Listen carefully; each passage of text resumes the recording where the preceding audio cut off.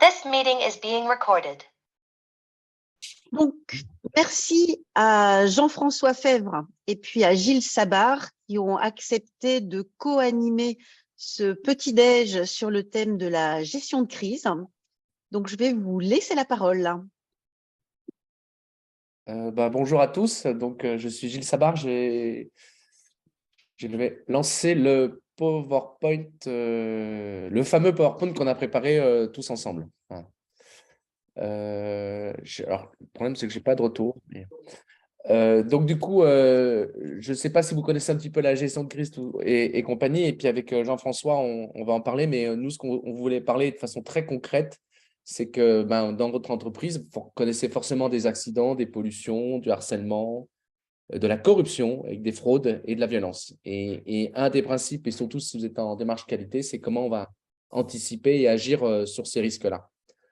Tac. Et donc là, je vais peut-être laisser Jean-François se présenter avant de commencer, puis vous dire en quoi nous, on peut être intéressant. En tout cas, notre vision complémentaire peut être intéressante pour vous. Bonjour à tous, je m'appelle Jean-François Febvre, j'ai une société qui s'appelle GFF Conseil et Investigation, qui est une société qui fait à la fois de l'audit, de la formation, de l'investigation privée pour les entreprises. J'ai une expérience de 28 ans chez les gendarmes, avec des postes d'enquêteur et de responsable de sécurité publique et de police judiciaire.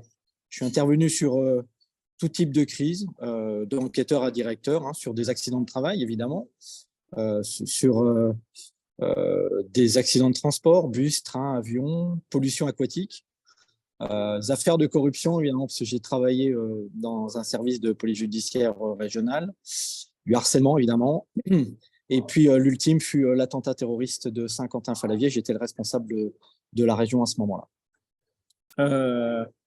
Je fais aussi des enquêtes internes en entreprise aujourd'hui sur des problèmes d'harcèlement moraux et sexuels et d'agression sexiste. Alors la question principale pour nous, c'est est-ce que vous êtes prêts personnellement à vivre et gérer une crise de haute intensité? Et puis si vous n'êtes pas prêt, est-ce que vous êtes préparé à ce que quelqu'un vienne vous donner un coup de main? Et quelles sont vos priorités? Normalement, c'est d'abord l'humain, ensuite l'organisation matérielle dans un ordre qui n'est pas forcément établi. Voilà, à toi la main, Gilles. Ok, ça marche, parce que je n'ai pas le retour vidéo. Mais vous pouvez nous couper quand vous le souhaitez et on aime bien le débat. Donc moi, j'ai connu Jean-François parce que j'ai été longtemps gestionnaire de crise du groupe Saint-Gobain, avec quelques usines dans le Nord-Isère. Et donc, je suis président de la commission de compliance du barreau de Lyon, donc je suis avocat, mais avec cette double casquette risque réglementaire et risque de réputation, parce que les deux vont forcément ensemble et on va le voir. Et donc, j'ai écrit un bouquin qui s'appelle « La compliance et l'éthique pour le dirigeant », parce que 90% des crises, elles ont forcément une origine compliance et éthique. Et donc, on est un peu spécialisé dans ce qu'on appelle la gestion de crise éthique, éthique des affaires, éthique au travail, éthique de la planète, et c'est-à-dire les grosses vulnérabilités que peut avoir un dirigeant ou en contrôle qualité. Voilà. Je passe vous avez peut-être des questions. Alors voilà, donc moi je suis industriel plus maintenant avocat. Donc voilà, et j'étais toujours très content de travailler avec Jean-François parce que aussi avec Jean-François, ça nous permet aussi de caractériser des faits, de toujours venir à l'origine d'une enquête ou d'une pré-enquête. Et c'est très important de savoir trouver des faits et de les qualifier. Sinon, on peut se retrouver en très grande difficulté sur ces sujets-là. Il y a un point positif, on vous l'a dit aussi, c'est que tout ça aussi a un lien avec vos démarches qualité, et notamment sur la RSE et l'ESG pour certains connaissent, environnement, social, gouvernance. Donc en fait, maintenant, la gestion de crise ou la prévention de crise sont des sujets qui sont abordés dans le cadre d'obligations des entreprises, et notamment sur la réputation. C'est bon? Vas-y, Jean-François. Je ne vois pas ton PowerPoint.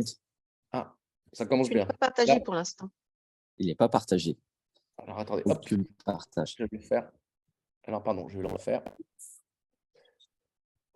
Hop, pardon. J'ai juste oublié de partager le PowerPoint, c'est quand même pas mal.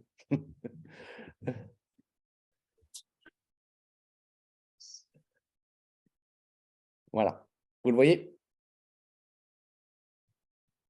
Ça marche? Ouais, ça marche. Parfait. Donc, oui, donc je te laisse la parole, Jean-François.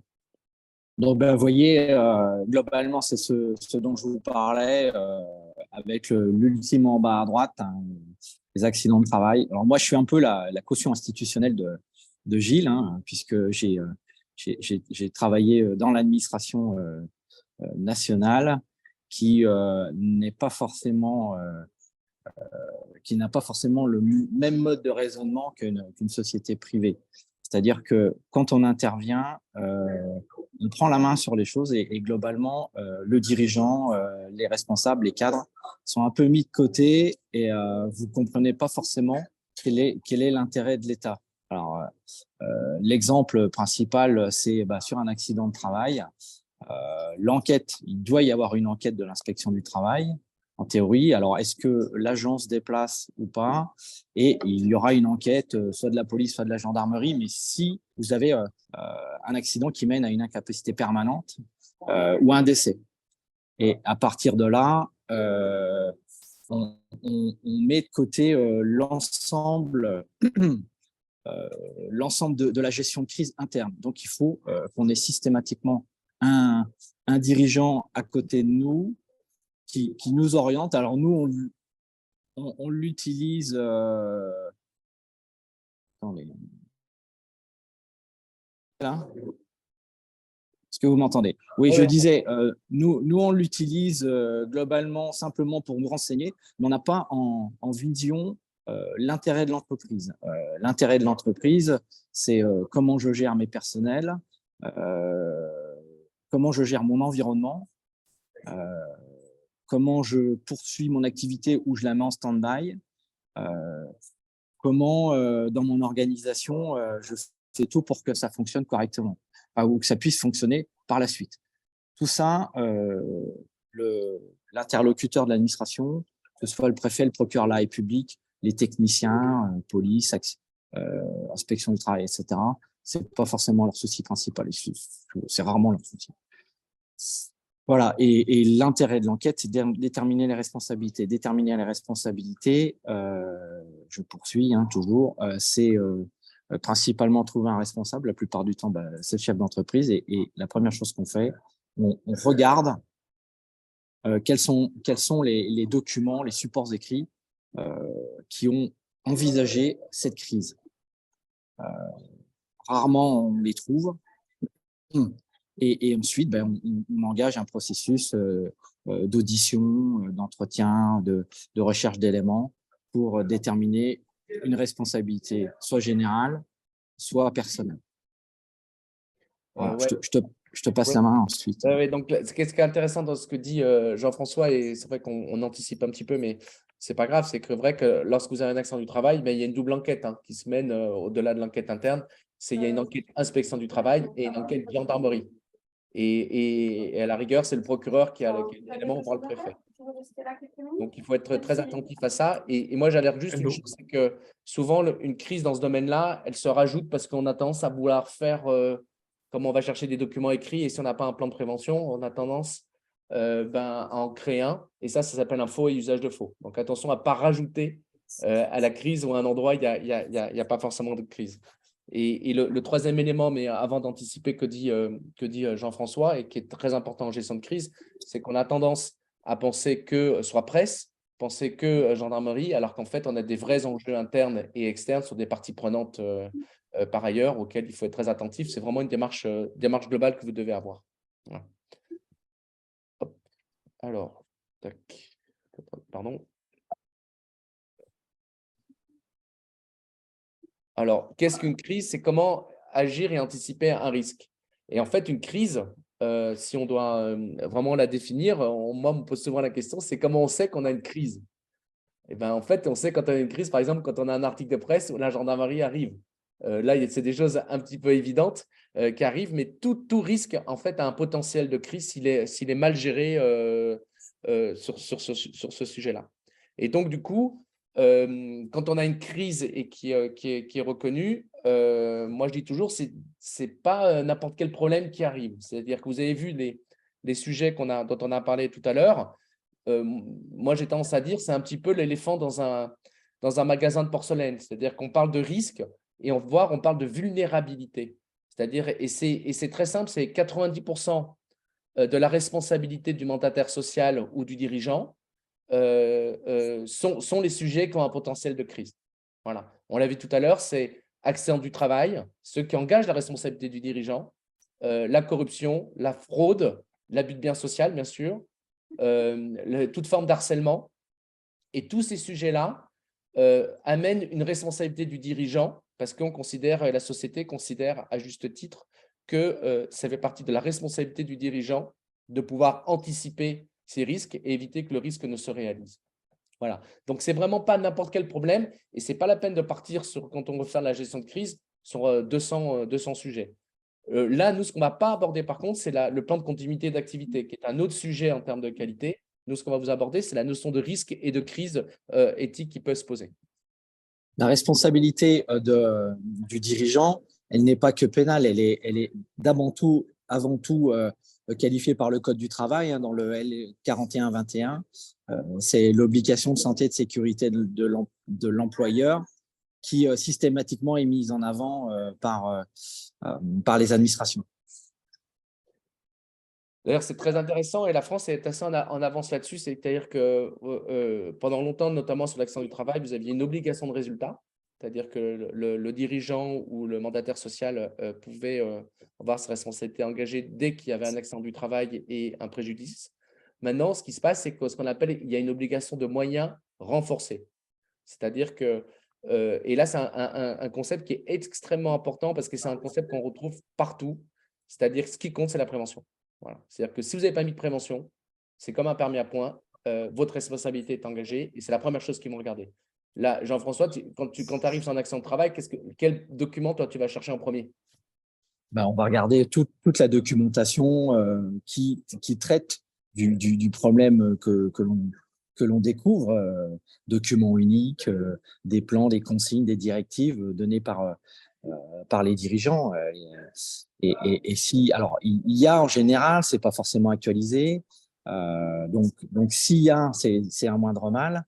S'il n'y a pas, tout de suite, c'est plus simple pour l'administration, la justice, de dire ouais, vous l'aviez pas prévu. Le document unique permet ce genre de choses. Vous l'aviez pas prévu, eh bien, vous êtes responsable. La personne morale sera responsable.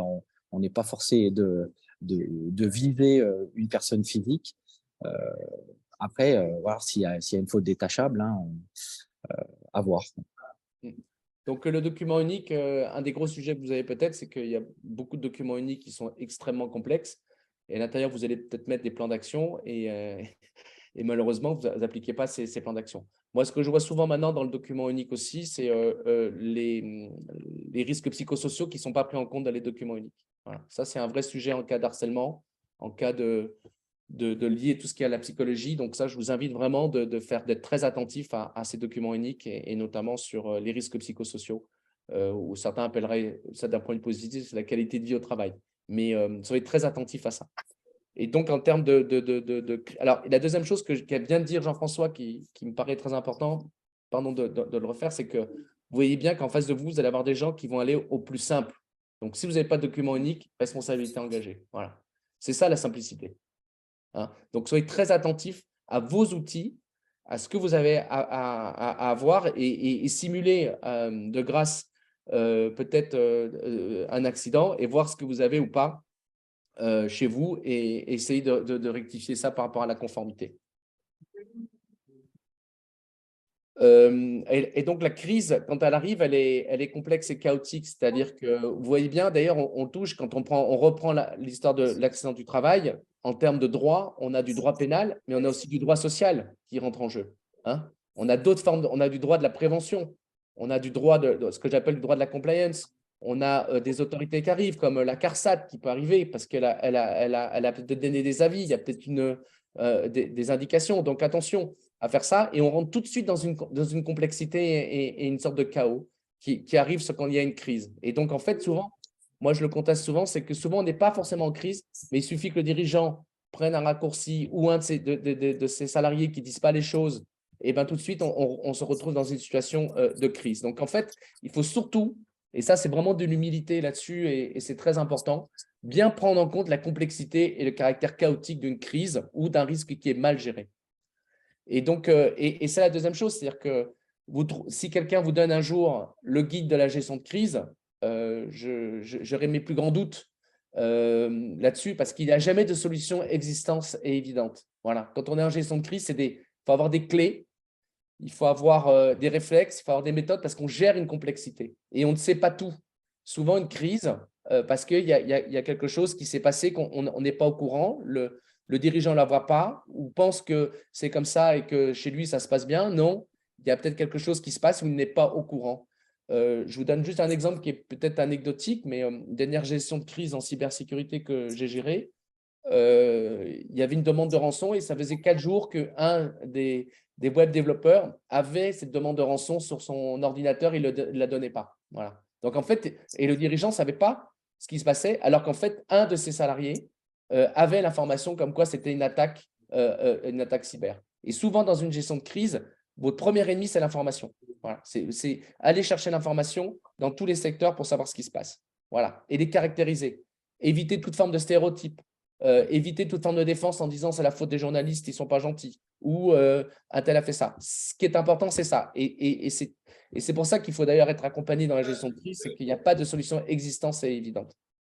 Alors moi, pour revenir sur ce que vient de dire Gilles, chez les militaires, on apprend la méthode de raisonnement tactique, c'est-à-dire qu'on balaye tout, comme font les militaires en général, on balaye toute la problématique et ça dure un certain temps pour en sortir à un moment un ordre initial et après ensuite un ordre en cours d'action. Il y a deux façons de gérer une crise. Par exemple, sur l'attentat terroriste, c'est soit on travaille l'intuition et on va à l'essentiel, on établit des priorités. Alors, est-ce qu'on en est capable? Ça, c'est toute la difficulté. Ou alors, on suit cette méthode, mais qui nous fait perdre du temps et qui parfois prend pas forcément les raccourcis les plus importants dans la gestion de crise. Et donc, et c'est là qu'aussi Jean-François le dit très bien aussi, c'est que la vitesse des événements est un élément. C'est le timing est un truc très important. Si vous avez un article, si vous avez les journalistes qui vous appellent, premier réflexe, c'est de dire à quelle heure vous allez sortir votre article. Pourquoi vous allez le sortir? Il y a toute une discussion que vous devez mener avec vos journalistes parce que votre premier réflexe, c'est de pouvoir évaluer la vitesse des événements et la vitesse des choses qui peuvent arriver. Voilà. Ça, c'est une course contre la montre qui n'est pas simple parce que des fois, il faut avoir les faits. On ne les a pas tous, mais il faut vraiment la regarder. Et ça veut dire aussi qu'il ne faut pas forcément aussi se faire imposer la vitesse par les gens qui sont contre vous. Voilà, ils vous mettent une ligne de front, ils vous imposent un nombre de choses. Vous avez quand même encore la maîtrise de votre propre organisation et savoir à quel moment vous allez répondre ou pas répondre ou à quel moment vous allez pouvoir agir et pas agir. Et donc, du coup, ce qu'on voulait vous dire, c'est que, quand il y a une crise, la crise, c'est toujours un tournant parce qu'on a tendance à regarder. Alors, on a fait un petit rond en dessous là-dessus, c'est-à-dire que c'est qu'on a tendance à faire toujours autre chose que la crise. Et nous, ce qu'on vous dit, c'est vraiment, il faut le faire autrement. C'est-à-dire, c'est bien la regarder en face. Ce que dit, j'ai retenu Jean-François, c'est le raisonnement tactique. C'est-à-dire vraiment regarder de la façon la plus objective possible une situation. Voilà.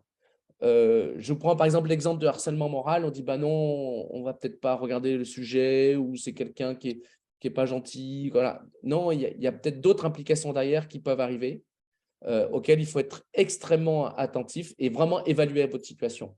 Dans mes 10 ans de carrière chez Saint-Gobain, je passais 80% de mon temps en gestion de crise à dire, bon, là, on est en feu orange, là, on est en feu vert, là, on est en feu rouge. Il faut vraiment savoir évaluer la crise dans tous ces aspects qui peuvent intervenir. Et alors, quand j'ai la crise, le risque, est-ce que c'est un risque qui est important, pas important, et qu'est-ce que je dois faire? En sachant que on ne sait pas forcément, on est un petit peu aveugle quand ça se passe. Alors, pour revenir sur le harcèlement, il y a un traitement à 2 étages. Il y a le traitement interne. Alors, c'est toute la difficulté et un peu l'hypocrisie de la loi, c'est que le chef d'entreprise, le dirigeant, les cadres doivent prendre des décisions extrêmement rapides. Donc, la décision extrêmement rapide, c'est de prendre des mesures pour arrêter l'événement harcèlement. Donc, ça oblige à des réceptions, des enquêtes internes, de déterminer si, il y a véracité des dénonciations, et deux, ensuite d'amener des preuves. En parallèle, il peut y avoir, et la plupart du temps c'est le cas, une enquête pénale diligentée par les services d'investigation, mais elle va prendre beaucoup plus de temps. Et c'est l'entreprise qui doit, par des décisions immédiates, séparer la victime et l'auteur des faits, qui suspendre et potentiellement, éventuellement l'auteur. C'est elle qui doit engager une enquête interne pour arrêter. Alors, c'est toute l'ambiguïté parce que l'enquête interne, il faut qu'elle soit faite. Alors, la plupart du temps, on voit des DRH ou des proches de la direction faire l'enquête. Alors, sont-ils bien objectifs? Ça, c'est une question à se poser. Et puis, derrière, vous allez avoir des enquêteurs traditionnels qui vont, eux, venir d'ailleurs et être peut-être un peu plus légitimes, mais prendre beaucoup plus de temps. Et vous voyez, là, la crise, vous devez y répondre rapidement par les bonnes décisions. La bonne décision, effectivement, ça doit se faire en intelligence collective. Ce que dit Jean-François aussi me paraît très important, c'est qu'on le voit notamment en termes de corruption, nous, ou sur l'éthique des affaires, la notion, ou en harcèlement, la notion d'exemplarité du dirigeant. Voilà. Attention, parce que l'exemplarité est aussi, moi je le dis toujours, c'est souvent une arme aussi de la dictature, du despotisme. C'est-à-dire que quand on prend, par exemple, un cas, moi j'ai suivi dans la presse, qui dit qu'il y a un problème d'harcèlement sexuel qui remonte, le dirigeant ou l'équipe dirigeante dit nous sommes exemplaires parce qu'on a eu 2 cas auparavant et on a viré les cadres en 24 heures. Ça, ce n'est pas être exemplaire. Voilà. Pourquoi? Parce que les faits ne sont pas caractérisés, les gens n'ont pas été entendus, on ne sait pas exactement. Ce n'est pas parce qu'on vire quelqu'un et on veut aller vite qu'on est exemplaire. Et ça, c'est juste dramatique pour votre marque employeur et ce qui se passe à l'intérieur. Quand vous avez un problème, je peux vous le dire, d'harcèlement moral, d'harcèlement sexuel, il y a la moitié de l'entreprise qui dit on exagère et l'autre moitié de l'entreprise qui dit non, on ne va pas assez vite.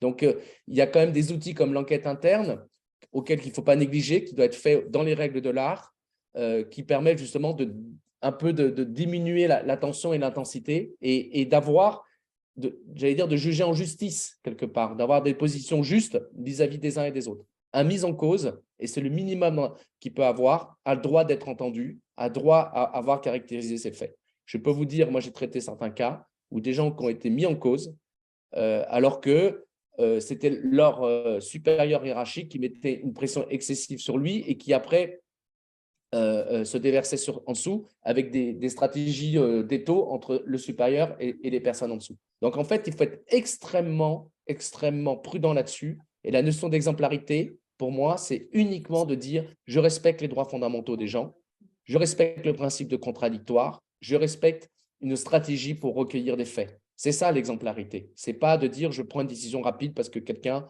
s'est mal comporté ou je crois qu'il s'est mal comporté sur ces sujets-là ». La deuxième chose que je pense qui est intéressante de ce que dit aussi Jean-François, c'est la notion d'enquête interne. La notion d'enquête interne, on a beaucoup de débats, nous, chez les avocats là-dessus. Ce qu'on sait maintenant, c'est que, notamment en Belgique, certains DRH ont mené des enquêtes internes et ils ont été déboutés parce qu'en fait, ils sont jugés partis. La notion de conflit d'intérêt rentre sur ces sujets dans la prévention. Donc, en fait, attention de ne pas être jugé parti sur ces sujets-là. On ne peut pas être à la fois celui qui mène l'enquête interne et celui qui va sanctionner. Et puis ensuite, il faut, quand vous avez des enquêtes internes, le minimum, c'est que c'est des gens qui soient habitués à caractériser des faits, à les qualifier et qui ne vous mettent pas le feu dans votre entreprise sur des choses qui sont anecdotes. Donc, avoir un peu de recul et avoir des gens qui ont l'habitude de le faire, moi, me paraît très important là-dessus. Et nous, le débat qu'on a chez les avocats, c'est est-ce qu'un avocat qui traite le contentieux d'une entreprise peut être aussi enquêteur interne? Eh bien, c'est un vrai sujet parce que pour mener une enquête interne, on a besoin d'un minimum d'indépendance pour le faire et sans déstabiliser le lien social de l'entreprise. Pour revenir sur les dernières enquêtes que j'ai menées pour du harcèlement moral dans les entreprises, j'avais conseillé aux dirigeants de s'entendre. Alors, le signalement provenait d'un employé via le CSE. J'avais conseillé aux dirigeants de s'entendre avec le CSE et que ce soit le CSE qui saisisse un extérieur de façon à ce qu'il n'y ait pas de tension ou effectivement d'impression qu'on le fait à charge. Et globalement, ça s'est très bien passé. J'ai même eu une déléguée du personnel qui m'a accompagné durant tous mes entretiens sans forcément intervenir, mais pour me donner des éléments techniques et des éléments de personnalité sur les personnes que j'entendais. D'ailleurs, il y a un article de Pôle emploi qui est sorti il y a 2 mois maintenant qui dit que le premier facteur du désengagement des salariés, c'est le sentiment d'injustice. Voilà. Donc, tout ça est aussi lié auquel il faut être attentif. Donc, nous, ce qu'on dit aussi maintenant, c'est que la question, c'est plus quand vous allez, plus si vous allez avoir une crise, c'est quand est-ce que vous allez l'avoir. Et donc, elle arrivera et un jour, il faut qu'elle fasse attention. Je ne sais pas si vous avez entendu parler de la loi sur les lanceurs d'alerte. Le lanceur d'alerte, ça concerne toutes les entreprises de plus de 50, voire moins, ou dans laquelle un salarié, un prestataire extérieur, sur les sujets dont on a parlé, qu'ils soient de l'harcèlement, de la corruption, qu'ils soient tous les sujets d'éthique, peut saisir directement une institution extérieure à votre entreprise. D'accord? Et ce salarié devient un salarié protégé. Voilà. Thales, il n'y a pas longtemps, a eu une lanceur d'alerte sur des questions de corruption. Elle a été réintégrée. Donc, en fait, vous avez une nouvelle catégorie de salariés protégés qui sont considérés comme les lanceurs d'alerte. Donc, toutes les entreprises doivent avoir un système de lanceurs d'alerte anonyme auquel vous devez protéger l'anonymat des personnes et après un système de recueil d'alerte qu'on appelle l'enquête interne. Ça, tous les sujets dont je vous parle, vous êtes obligé de l'avoir. C'est un grand changement. Et il faut savoir une chose, c'est que le lanceur d'alerte, il a le droit de saisir plus de 45 institutions différentes. Voilà. Donc, ça va de la DGCCRF, tous vos sujets, ça va de l'inspection du travail, l'inspection du travail, la direction du travail. Tous ces sujets, le lanceur d'alerte peut saisir votre entreprise. Et mieux, et alors ça, c'est un truc qui est plus que surprenant, c'est à partir du moment où il a vu un document, il a le droit de le prendre et le communiquer. Voilà.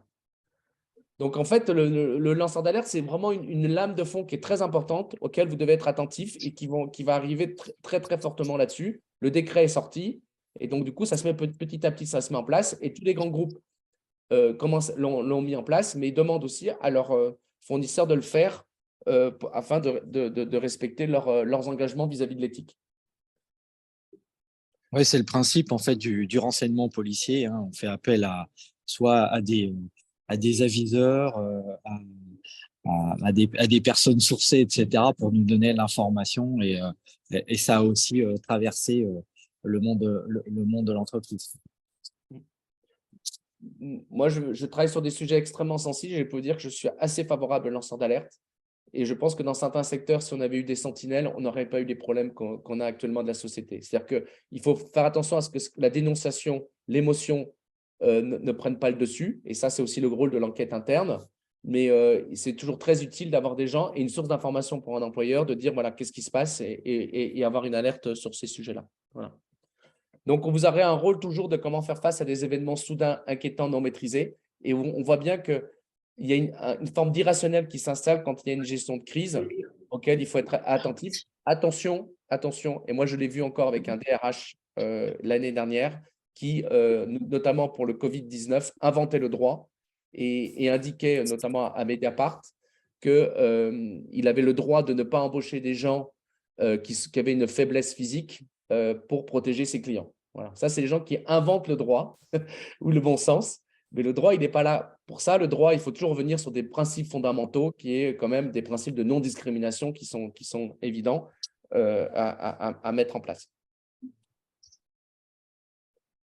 Et donc, du coup, en cas de crise, il y a un questionnement double. C'est que, et qu'on va vous poser, c'est que, et je pense que vous êtes posé sur de la question sur toutes les gestions de crise que vous avez vues, c'est que, en fait, le dirigeant, il a une crise, mais qu'est-ce qu'il a fait pour ne pas avoir cette crise? C'est la première chose qu'on lui pose. Et les gens ils disent, mais c'était tellement évident de ne pas le faire, pourquoi il l'a fait? Moi, je vais vous dire pourquoi il l'a fait. C'est très simple, c'est qu'il n'a pas forcément vu la crise, il n'a pas vu le problème. Il s'est dit, ça va passer, je vais passer à travers les gouttes. ben, vous avez vu avec le lanceur d'alerte, on passe de moins en moins à travers les gouttes et les atteintes à la réputation sont de plus en plus nombreuses. Et ce que disait Jean-François notamment sur que la première chose qui va au plus simple, notamment sur l'aspect judiciaire, c'est il va voir le dirigeant et qu'est-ce que vous avez fait? Si le dirigeant ne sait même pas qu'il a un plan de prévention, qu'il ne sait pas s'il a un document unique, qu'il ne sait pas s'il a un programme pour éviter la fraude, ben là, ça pose un vrai problème parce que c'est partie de ses missions essentielles actuellement du dirigeant, de prévenir le risque et la crise, et on va engager sa responsabilité pour défaut d'organisation, si on peut le dire. Voilà. Et donc, du coup, les parties prenantes se posent aussi la question de dire qu'est-ce que vous avez fait pour que cela n'arrive pas. Et vous avez une pollution, moi, je ne sais pas, vous prenez Lubrizol, et ben, tout le monde se pose la question de savoir qu'est-ce qu'ils avaient fait. Et ce qui est dramatique, c'est que dans Lubrizol, même si c'est vrai ou ce n'est pas vrai, hein, le sujet n'est pas là, c'est que dans la communication, on dit l'Adréal n'a pas fait son boulot. Ben, quand vous dites ça, ça veut dire que vous n'avez pas respecté la réglementation et vous enclenchez tout un imaginaire auquel il faut être très attentif sur ces sujets-là.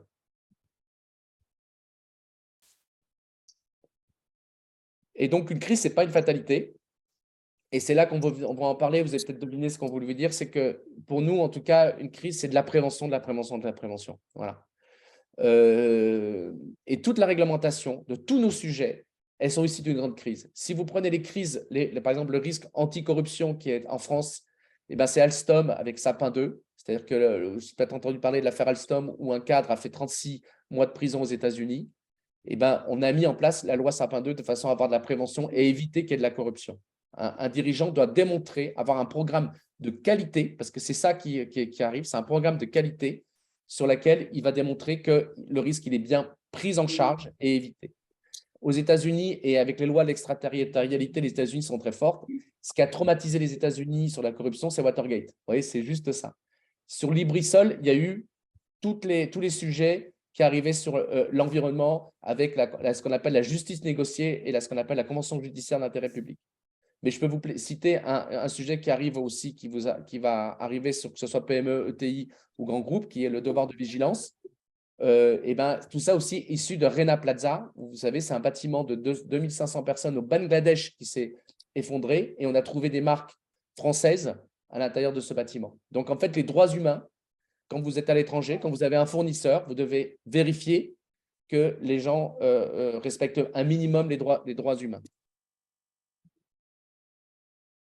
Et donc, du coup, les trois conséquences qu'on parlait avec Jean-François, tu peux parler quand tu veux, c'est que la première chose, c'est qu'il y a une intégration de la gestion des risques dans la gouvernance. C'est-à-dire qu'on ne peut plus dire, et c'est Jacques Chirac qui avait dit ça à une époque, la maison brûle et je tourne la tête. Le responsable mais pas coupable n'existe pas. Moi, par exemple, mon livre, une fois, je l'ai donné à un dirigeant et il m'a dit, je ne le veux pas, parce que surtout pas, parce qu'après, on va dire que je le sais. Non, vous ne pouvez plus dire, je ne savais pas. C'est de votre responsabilité d'organisateur, c'est votre responsabilité de dirigeant d'identifier un minimum ces risques-là. Je parle dirigeant et conseil d'administration, parce que ça change aussi maintenant. Les mandataires sociaux sont pris en compte. Et donc, le conseil d'administration, si vous en avez un, ou le dirigeant est mis en cause et c'est un acte de gouvernance de bien savoir gérer les crises. C'est là qu'on a une démarche qualité sur les risques. Et donc, la responsabilité, elle va à la fois sur le dirigeant et les instances dirigeantes. Et donc, ce que doit mettre en place l'entreprise, c'est quel principe de prévention elle met en place sur ces grands risques, quelle vigilance elle met en place et quelle transparence. C'est-à-dire qu'on part sur des sujets de traçabilité sur cette prévention. Donc, on reprend, c'est sur les risques environnementaux, une pollution, on va regarder sur des risques psychosociaux comme l'harcèlement moral, sur l'harcèlement sexuel, l'agissement sexiste, sur la corruption, sur le lobbying éthique. Hein. Sur le lobbying, il faut faire très attention quand vous êtes en appel d'offres. Et la prescription. Sur les ententes, tous ces grands sujets, vous devez mettre en place un outil de prévention. Petit, grand, peu importe. Le petit, il n'est pas forcément tout de suite dans le domaine d'application de la loi, mais comme les grands le sont et qu'ils doivent faire preuve de vigilance, ils demandent aux petits, aux fournisseurs, de savoir s'ils respectent ça ou pas. Voilà. Le contrôle export, le blanchiment et le financement du terrorisme, tous ces grands sujets de société, ce qui change maintenant, il faut le faire. Et ça va jusqu'à la lutte contre le changement climatique. C'est un vrai changement. On en parlait avec Valérie tout à l'heure, c'est-à-dire que déjà, on considère que le dirigeant, il est sous l'eau, il a déjà beaucoup d'urgence, il a beaucoup de crises. Mais ce que demande la société maintenant, ce que demande l'ensemble des parties prenantes, c'est qu'est-ce que vous avez mis en place, comment vous allez anticiper tous ces risques-là et démontrer que votre entreprise, elle fonctionne normalement.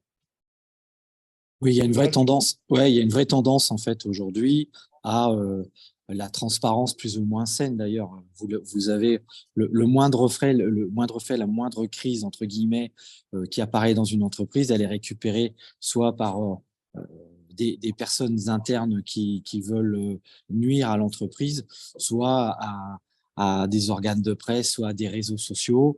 Et évidemment, l'information arrive. L'État, c'est simple, hein. Dès qu'il a l'information, il réagit, il commet une enquête, vous le voyez bien, en interne, sur si c'est au sein d'une administration ou une enquête judiciaire. De toute façon, systématiquement, aujourd'hui, depuis les 5 dernières années, hein, la justice, elle se saisit, elle ouvre une enquête. Alors, ça va être lent, je vous le disais tout à l'heure, c'est pas forcément extrêmement rapide, mais elle se prémunit en disant, moi, j'ai ouvert une enquête, on rendra une décision à terme. Voilà. Et ça atteint votre responsabilité, votre réputation là-dessus, hein. Alors, il faut savoir que l'objet du droit pénal, c'est aussi la pédagogie. Alors, l'objet du droit pénal, c'est d'enlever des gens qui sont nuisibles pour la société et qui a un certain temps, mais c'est aussi la pédagogie. C'est-à-dire que quand on chope quelqu'un, ben, il chope pour 10, voire 100. Voilà. Et donc, dans le droit pénal, vous avez des sanctions du dirigeant qui sont individuelles. Maintenant, vous avez des sanctions, ce qu'on appelle des sanctions administratives, c'est-à-dire que c'est en pourcentage de chiffre d'affaires. Vous prenez la loi informatique et liberté et la RGPD, et ben on va prendre, vous allez être obligé de payer une amende qui est un pourcentage de chiffre d'affaires du groupe dans lequel vous appartenez ou de l'entreprise que vous avez. Donc, en fait, ça, c'est vraiment les amendes administratives. Et le troisième sujet qui arrive maintenant, c'est vraiment l'engagement du dirigeant et sa responsabilité personnelle qui est engagée. Vous prenez l'affaire et avec des conséquences très, très concrètes. Vous prenez l'affaire Laporte, c'est un appel, mais Laporte, Altrad, qui est un grand entrepreneur français, qui avait fait un contrat avec le président de la Fédération française de rugby de 180 000 €, qui avait continué pour travailler pour Altrad malgré le fait qu'il remplisse une mission de service public. Et ben, une des sanctions qui a été donnée, c'est l'interdiction pour le patron d'Altrad d'exercer son métier de dirigeant. Voilà. C'est-à-dire qu'en fait, on l'a mis de côté, il n'a pas le droit de gérer une société. Et ça, c'est autant il peut se dire, ouais, allez, je prends 6 mois de prison, c'est pas grave. Vous avez le risque de ne pas pouvoir répondre à un appel d'offres si vous avez dans le casier judiciaire. Mais lui, voilà, monsieur, vous n'avez plus le droit de diriger une société. Voilà. Ça, c'est des nouveaux éléments qui arrivent auxquels il faut être très attentif et attention. Donc, la première leçon qu'on voulait vous donner aussi dessus en gestion de crise et des risques, c'est votre obligation de manière renforcée. C'est quel outil de prévention j'ai mis en place. Rien ne sert de dépenser 200 000 € pour faire des plans de prévention, hein. Ce n'est pas ce qu'on vous demande. Mais sur vos principaux risques, comment je les gère, comment j'évite de le faire. Et en fait, on va regarder vos ressources. Et dans ces cas-là, il faut penser vulnérabilité. Il ne faut pas se dire, je regarde tous les risques comme ça, c'est quelles sont mes grandes vulnérabilités et comment je vais pouvoir les gérer à l'intérieur de mon entreprise. Tu veux dire quelque chose, Jean-François? Non, évidemment, c'est les vulnérabilités propres à l'entreprise, c'est pas forcément les vulnérabilités externes qui ne sont pas les vôtres initialement, même s'il faut un petit peu les envisager. La crise de violence grave, qu'elle soit attentat ou un casse ou quelqu'un qui pète un plomb au sein de vos entreprises. Voilà, comment je réagis? Est-ce que j'ai une zone refuge? Est-ce que les personnels vont pouvoir fuir? Par où, etc. Enfin, ça revient à des plans de sécurité de vos établissements. D'ailleurs, ça me fait penser qu'une des dernières affaires lyonnaises qui est arrivée, c'est à la fois le dirigeant et son épouse qui a été mis en cause sur une question d'harcèlement moral parce qu'elle a été interférente dans l'entreprise. Voilà. Donc, attention aussi aux personnes extérieures qui peuvent déstabiliser. Voilà. Donc, après, pour finir, on voulait vous parler de la méthode pour gérer une crise. Donc, on est quand même dans un événement un petit peu extraordinaire qui sort du quotidien. Il y a toujours des mises en cause et une enquête, et il y a une atteinte à la réputation. La définition qu'on peut donner de la réputation, c'est la déception des parties prenantes. Voilà. Quand on dit partie prenante, c'est partie prenante interne et externe. Ne négligez jamais votre interne. Votre communication de crise, elle part toujours de l'interne, elle va vers l'externe. Si vous n'êtes pas aligné, Si vous êtes dans le mensonge parce que vous souhaitez le faire, ça ne marche pas. 90% des mensonges sont issus d'un autre mensonge, pour couvrir un autre mensonge. Donc, attention aux mensonges. Ça ne veut pas dire toute la vérité, parce que la vérité de l'un n'est pas forcément la vérité de l'autre et ce n'est pas forcément une réalité. Mais attention à être bien aligné entre l'interne et l'externe, parce qu'il suffit que quelqu'un d'interne, de vos proches, dise quelque chose vis-à-vis de l'extérieur, à l'école, à un journaliste ou à un procureur, c'est compliqué. Moi, j'ai géré une crise avec l'hôpital, notamment de Bourgoin, qui est pas loin de chez vous, où le procureur à l'époque avait dit parce il y avait quelqu'un qui était décédé et on ne trouvait pas les parents. Et donc, du coup, le procureur avait dit, bah non, c'est vrai que cet établissement pose un certain nombre de problèmes. Et donc, du coup, tout le monde a cru que la personne décédée avait été perdue au sein de l'hôpital. Hein, parce que la partie extérieure et la réputation avaient joué. Et donc, du coup, la personne avait, donc dans l'interne ou l'externe, avait dit quelque chose sur l'hôpital. Et donc, la chose la plus incroyable, tout le monde avait cru à cette chose la plus incroyable qui était le fait de dire que la personne décédée avait été cachée dans l'hôpital, ce qui était complètement faux et loufoque à la fois. En fait, il ne faut pas mentir. Dire la vérité, vous pouvez ne rien dire. Hein, c'est le droit au silence existe en France. Mais il ne faut pas mentir. Même si le mensonge en France n'est pas poursuivi, contrairement au pays anglo-saxon. Ne mentez pas. Il est mis en cause. Exactement. Mais quand vous êtes témoin, vous êtes obligé de dire la vérité. Ouais. D'ailleurs, c'est ce qui pose la question de dire est-ce qu'on doit tout dire ou pas dire, mais c'est justement cette stratégie-là. Et donc, la complexité pour nous, c'est que la crise est un domino et un engrenage imbriqué. C'est que dedans, vous avez à la fois de la communication, du juridique et du process RH. Vous avez un certain nombre de choses qui arrivent en même temps. Dans mes fonctions, en tout cas chez Saint-Gobain, moi, j'étais directeur régional et donc, du coup, aucun service n'avait le poids sur moi et c'était une question d'équilibre. Si vous prenez nombre de crises qui est géré, vous avez un article qui est un peu spectaculaire à Mediapart, ben, 3 jours après, vous essayez d'avoir un article dans les Échos. Ben non, ça, ce n'est pas forcément bon. C'est-à-dire qu'on ne lutte pas la communication par la communication. Il y a des aspects juridiques. Quand on prend l'affaire Carlos Ghosn, une des plus connues, ben, quand même, on peut se poser la question, c'est Carlos Ghosn a bien géré son juridique. Il a considéré qu'il devait gérer sa crise par la communication et le juridique devait passer après. Et le process RH, c'est pareil. C'est qui parle, comment on le fait, comment on met en place ces points-là au sein de l'entreprise pour le faire. Et de grâce, ce qu'on voit aussi, c'est que je pensais à toi, Jean-François, c'est que aussi, je l'ai vu, il y a des gens qui essayent quand il y a un accident mortel, par exemple, ou un accident de travail, ils essayent d'appeler le préfet pour dire, bon, arrangez-moi le coup, j'exagère un peu, mais pour avoir des informations. Attention, attention, attention. D'abord, c'est inutile. Le préfet ne peut rien dire et ce n'est pas la meilleure chose à faire. Vaut mieux régler le sujet de la façon la plus professionnelle possible. Jean-François, tu as peut-être un point à rajouter? Non. Et donc, pour nous, voilà, ce que vous devez faire et réfléchir tout de suite quand vous avez une crise ou un risque à gérer, c'est que vous avez l'ensemble des parties prenantes qui rentrent en jeu et il faut penser à chacune de ces parties prenantes et l'intensité que vous allez avoir. S'il y a de la presse, vous pouvez avoir de la presse quotidienne régionale, vous pouvez avoir de la presse spécialisée. Il faut savoir la gérer et l'identifier et pouvoir lui répondre. Moi, j'ai dit toujours, il faut toujours répondre à la presse. Même pour dire je ne veux pas communiquer, mais il faut répondre parce que c'est important. C'est aussi un organe de la démocratie. Les réseaux sociaux sont importants. Il faut savoir les gérer et il y a toute la question de la diffamation qui se pose aussi, auquel il faut être attentif. Les organisations non gouvernementales sont très importantes parce que maintenant, elles ont un droit de ester en justice. Elles ont un droit d'aller chercher des preuves, ce qu'on appelle l'article 145, chez vous, sur un certain nombre de sujets, donc auxquels il faut être très attentif. Si vous prenez, il y a des associations, donc elles sont agréées au niveau ministériel et elles peuvent intervenir chez vous. Les organisations syndicales, bien sûr, et il faut être très respectueux, comme aussi le CSE qu'on aurait pu mettre. Les élus sont très importants. Avertissez vos élus, parce que qu'est-ce qui se passe quand vous avez un problème, suivant le sujet que vous avez? Eh ben, l'élu, il est tout de suite interpellé. Les gens lui posent des questions. Et donc, c'est quand même mieux qu'il ait vos éléments de langage, savoir ce qui se passe et être au fait des choses. Sinon, les choses peuvent mal se tourner contre vous. Les autorités administratives, bien sûr, et judiciaires, auxquelles il faut être attentif sur un certain nombre de choses. Et on voit bien qu'il y a une imbrication de chacun et des interactions de chacun. C'est là que c'est compliqué. vous pouvez avoir 60 parties prenantes en face de vous. Bien sûr, vous n'allez pas parler aux 60, mais être cohérent en interne et en externe vis-à-vis de ça, c'est très important. Alors, avec un ordre de priorité, hein, il y a 3 blocs globalement. Il y a les salariés, les organisations syndicales, ça c'est de l'interne.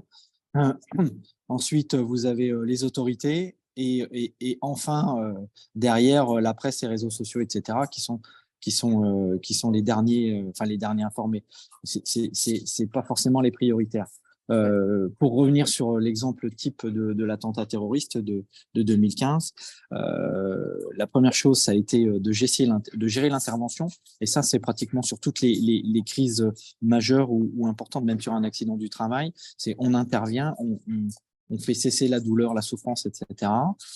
Ensuite, on gère les autorités, hein, parce qu'elles arrivent toutes les unes derrière les autres. Alors là, vous avez globalement l'autorité judiciaire, puis administrative, ça peut être les maires, hein, les conseillers en tout genre, etc. C'est ce que j'ai eu sur l'attentat. Et puis à la fin, c'était gérer la presse pour éviter, pour garder le secret déjà, et puis éviter les informations qui soient complètement diffuses et erronées. Et pensez au niveau salarié, d'abord vos managers en premier. Hein. Parce que c'est quand même eux qui sont les premiers concernés, ceux qui font les éléments de langage, qui rassurent. Donc, c'est important d'avoir une vraie stratégie salariée là-dessus et de bien communiquer. Oral, écrit, c'est à vous de choisir, mais c'est une vraie réflexion à mener. Une certitude, c'est la vision parcellaire des équipes, hein, biais cognitif. Alors, je me dépêche un peu plus. Donc, en fait, on vous l'a dit tout à l'heure, c'est que il faut être… en fait, quand on a une gestion de crise, on est son propre ennemi. C'est-à-dire que moi, si j'ai une gestion de crise sur moi, je sais que je serai mon pire conseiller. Voilà. C'est toujours quelqu'un de l'extérieur. C'est toujours quelqu'un qui va pouvoir trouver des équilibres et comprendre les fonctions de l'un et de l'autre de façon à trouver ces équilibres. Voilà. Et avec des biais. Et donc, pour vous donner une idée, quand même, les biais, c'est 128 biais auxquels on peut être victime, que ce soit des biais d'expérience, des biais de domaine, des biais d'ancrage. Et donc, votre ennemi, c'est votre cerveau, comment il va fonctionner, parce qu'il va catégoriser un certain nombre de choses, il va croire un certain nombre de choses, et où vos équipes est pour le faire. Et donc, du coup, c'est pour ça que quand vous avez une crise, j'allais dire, c'est qu'un bon gestionnaire de crise, c'est quelqu'un qui n'a pas de crise, mais c'est aussi un bon chef de gare. Voilà, il faut qu'il aille chercher, suivant les compétences des uns et des autres, de quoi il a besoin et de le faire. Et donc, il faut un chef, il faut quelqu'un qui sait gérer une crise et qui ait cette expérience et qui puisse le faire. Ce que je vous disais tout à l'heure, c'est que la première cause d'une atteinte à réputation, c'est une non-conformité. C'est ce que disait Jean-François. C'est la première chose qu'on va regarder, c'est est-ce que vous êtes conforme, est-ce que vous avez bien mis vos outils de prévention. Et avec un certain nombre de droits, en tout cas moi en tant qu'avocat, je n'ai pas qu'un seul droit. J'ai du droit pénal, je vous l'ai dit tout à l'heure, j'ai du droit social, j'ai du droit des sociétés incorporate, on l'a vu, l'engagement du dirigeant. J'ai plein de droits différents qui arrivent. Je peux avoir du droit de l'environnement et du droit social en même temps. Et en même temps, je dois penser aussi avec son articulation sur les ressources humaines ou qu'est-ce que les gens pensent de moi en interne et comment je gère mon externe. Et donc, il faut réussir son articulation, communication et partie prenante. Donc, 2 questions, c'est anticiper et gérer. Comment anticiper? Là, je vais laisser la parole à Jean-François qui va faire le plaisir d'en parler. On revient à peu près à ce qu'on a dit tout à l'heure. Hein, c'est une crise, ça s'envisage. Alors, ça s'envisage. On fait le tour globalement du spectre des choses qui peuvent arriver. Et globalement, on a balayé de l'accident du travail, des problèmes internes de personnel, des problèmes d'environnement, et puis après des problèmes de violence. C'est plus de la violence physique. Mais il y en a d'autres également. Ensuite, c'est se préparer à minima. Hein, c'est qu'est-ce que j'écris, parce que l'écrit reste. L'écrit est important, même s'il n'est pas forcément actualisé chaque année. Bon, il y a des documents qui sont là pour ça. Et puis je reste vigilant. J'écoute ce qui se dit, ce qui se passe. Effectivement, j'interviens quand j'ai la moindre alerte humaine, en interne comme en externe. Après, les plans de secours internes, évidemment, la pollution, tout ça, ça passe. Et puis, les autres, c'est plus des enquêtes, alors, hors harcèlement, parce que là, il y a évidemment nécessité à intervenir assez rapidement. Mais sur la corruption, là, ça sera des enquêtes un peu plus longues, quoi, qui doivent être un peu plus réfléchis, qui doivent travailler sur un aspect plus technique et juridique. Ouais. C'est un travail d'équipe. Juste un petit point qui est important, ce que tu as dit aussi, c'est l'écrit. C'est-à-dire que si vous avez un problème d'enquête même judiciaire, on peut saisir vos téléphones et toute forme d'écrit. Et souvent, une crise, c'est parce qu'on écrit trop. Voilà. Donc, attention à ce qu'on écrit. La parole est libre, la plume est servile. Mais un des plus gros risques, ne serait-ce par exemple en termes des problématiques qu'on peut avoir en trafic d'influence, c'est des gens, ben oui, tiens, j'ai vu un tel, j'ai fait ça. Donc, attention, c'est aussi une culture de l'oralité qu'il faut revenir. Et attention à l'écrit, ce qu'on écrit, parce que ça sera forcément interprété dans le mauvais sens. Voilà. Même si vous considérez qu'il n'y a pas de sujet, mais c'est votre avis, et ben, en face, ils ont le droit de considérer ce que vous dites dans un sens complètement différent auquel il faut être attentif. Donc, attention à l'écrit, et ça, c'est un point très important. Et si on vous écrit, pensez à répondre de façon à ce que vous puissiez aussi prouver, et c'est tout le sujet de la prévention, votre bonne foi. Voilà, je ne suis pas d'accord, je suis d'accord. Répondre est aussi une chose très importante. On peut plus se permettre de dire je ne l'ai pas vu ou je ne réponds pas. Non, je réponds, mais d'une certaine façon, avec un certain sujet. La question, le moindre signe de crise, c'est ce qu'on appelle le signal faible. Je vous signale juste que 2 signaux faibles, ça fait un signal fort. Et si vous ne le savez pas, qu'il y a les 2 signaux faibles, parce qu'il y a des silos, il y a un RH d'un côté ou un financier ou choses comme ça ne fonctionne pas. Donc, on voit bien aussi qu'il y a une culture de la transversalité en termes de gestion de crise qui est important. Comment gérer rapidement le rôle du chef? Je te laisse, Jean-François. Le chef, ouais, il y a un moment, alors c'est le dirigeant, mais comme je vous le disais tout à l'heure, c'est le dirigeant qui peut être pris de panique. Moi, je l'ai vu à plusieurs reprises. Et donc, il y a quelqu'un qui, psychologiquement, est plus capable d'endurer des choses graves, d'arriver sur un accident avec une personne qui fait partie de vos effectifs, qui est pulvérisée par un broyeur, ça je l'ai vu X fois, ou qui s'est retrouvé en moitié. Alors ça, c'était quand j'étais à Gondange ou à Florange, coupé en deux parce qu'il était tombé dans le four, ouais, ça vous impacte immédiatement. Et là, il faut être suffisamment fort. Tout le monde n'est pas en capacité de gérer ce type d'événement. Là, il faut quelqu'un décide. Donc il faut un pilote. Ensuite, les collaborateurs, on va chercher dans les strates les plus proches des dirigeants, mais après, on redescend inévitablement qui est en capacité de traiter l'opérationnel. Et puis, derrière, c'est les mesures d'urgence, évidemment, c'est secourir l'individu, c'est protéger. Alors, protéger, c'est se protéger. Protéger, c'est les personnes avec qui on travaille. Et puis derrière, c'est aider à l'enquête, c'est-à-dire on tire la grande tresse et on essaie de protéger les preuves, pas forcément pour mettre en cause quelqu'un, mais surtout pour arriver à la vérité. Derrière, évidemment, la prise en compte des victimes, de l'environnement humain. Alors, il peut être en interne comme il peut être en externe pour une pollution. C'est mettre en place, mais ça, c'est les pompiers qui le font. Et puis parfois, être obligé de stopper l'activité temporairement, le temps qu'on puisse réparer ou protéger le lieu qui a été pollué. Voilà.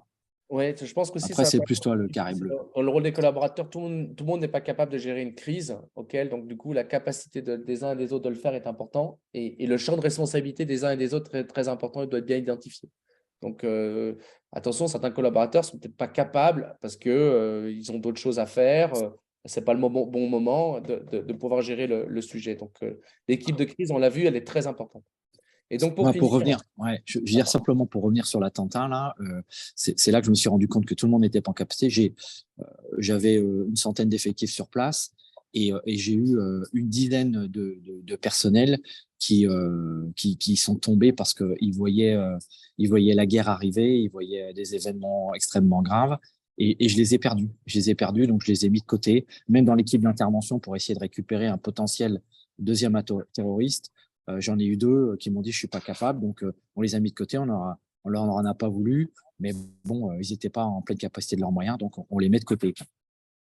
Ça ne veut pas dire qu'ils ne seront pas bons un autre jour, mais exactement. C'est aussi dû à l'expérience que vous pouvez avoir et savoir prendre le recul nécessaire pour pouvoir atteindre l'objectif. Pour finir, c'est une note positive quand même, parce qu'il va y avoir une chose grave. En fait, tous ces sujets-là, on les retrouve dans les rapports RSE, ESG, extra-financiers. Voilà. C'est-à-dire qu'en fait, l'essence même de la RSE, de l'ESG, l'extra-financier, c'est de gérer le risque moyen long terme qu'on ne sait pas mettre dans un bilan comptable, de façon à démontrer que votre entreprise, elle tient la route, voilà, qu'elle sait gérer les grands risques et les grandes vulnérabilités. Il ne faut pas oublier que tous ces éléments-là ont été aussi apportés par les pensionnaires américains, ce qu'on appelle les fonds de pension, qui sont vus dans les grandes crises voir disparaître leur économie. Ils disent non, non, maintenant, moi, je veux que l'entreprise où je mets de l'argent m'indique et me dise, voilà, mon risque moyen à long terme, là, et ma valeur est toujours là. Ça, c'est le premier point. La deuxième chose, c'est que ce qu'on voit apparaître, c'est que vous avez maintenant une note réputation. C'est comme aux États-Unis. Aux États-Unis, et ça arrive, vous avez une note de crédit. C'est-à-dire que suivant votre réputation, vous payez plus ou moins cher un crédit. Donc, alors en France, on ne le dit pas, mais c'est à peu près, j'ai l'impression que c'est à peu près la même chose. Et donc, du coup, les grands groupes ont ce qu'on appelle le KYC, c'est Know Your Client, Know Your Customer. C'est l'évaluation de vos tiers. C'est-à-dire qu'il doit évaluer un tiers. Est-ce que ce tiers est exposé vis-à-vis d'un homme politique? Est-ce qu'il a une bonne réputation? Est-ce qu'il a eu un article de presse ou pas un article de presse? Donc, la note réputation, et Valérie l'a dit l'autre jour aussi, il y a le name and shame que utilisent les autorités, même s'il n'y a pas une condamnation auquel il faut être attentif. Et puis, vous avez des notes sociales. Ecovadis, Etifinance donne une note et certains fournisseurs exigent que vous ayez cette note sociale là-dessus, et sans parler de la marque employeur. Tout ça, vous pouvez le faire, et c'est une stratégie de réputation que vous devez avoir. C'est que, est-ce que vous avez pensé à vos concurrents et ceux qui ne se comportent pas forcément bien, il faut aussi savoir le traiter. Et puis, le grand changement qui arrive maintenant, et on finira là-dessus, c'est ce qu'on appelle le greenwashing. C'est-à-dire que la crise, maintenant, c'est tous les gens qui ont menti dans leur rapport RSE, dans leur rapport ESG, dans leur étiquette énergétique, dans leur étiquette à un certain point. Ils ont dit, bon, on fait du marketing, on n'est pas obligé forcément de respecter la conformité. Et bien maintenant, le greenwashing sur les sujets ESG, c'est l'AMF, l'autorité des marchés financiers, qui vérifie la qualité de l'information. Et c'est comme une sorte de délit d'initié, si certains savent de quoi on parle. Et donc, du coup, les entreprises voient leur responsabilité engagée et les dirigeants, parce qu'en fait, ils ont menti ou ils ont oublié de mettre une information importante dans leur rapport RSE ou ESG. Donc, en fait, les enjeux sont très importants. Et pour finir, c'est que maintenant, quand vous avez une crise, débrouillez-vous pour ne pas en avoir ou diminuer son intensité. C'est absolument un enjeu majeur qui peuvent arriver et c'est un enjeu dirigeant. Jean-François, tu voulais… C'est bon. Voilà, on a tenu 52 minutes. Parfait. Parfait. Ben, écoutez, merci beaucoup pour vos interventions, votre expérience que vous avez bien voulu partager avec nous. Donc, je vais arrêter l'enregistrement, mais donc le replay sera disponible pour les adhérents sur la plateforme Yellow, qui est donc l'outil numérique de l'AFQP Aura. Et puis, je vous donne rendez-vous pour le mardi 4 avril pour le prochain thème qui sera sur la cybersécurité, où nous devrions être en co-animation AFQP et AFNOR. Et puis, je vous souhaite une belle journée à tous. Merci beaucoup.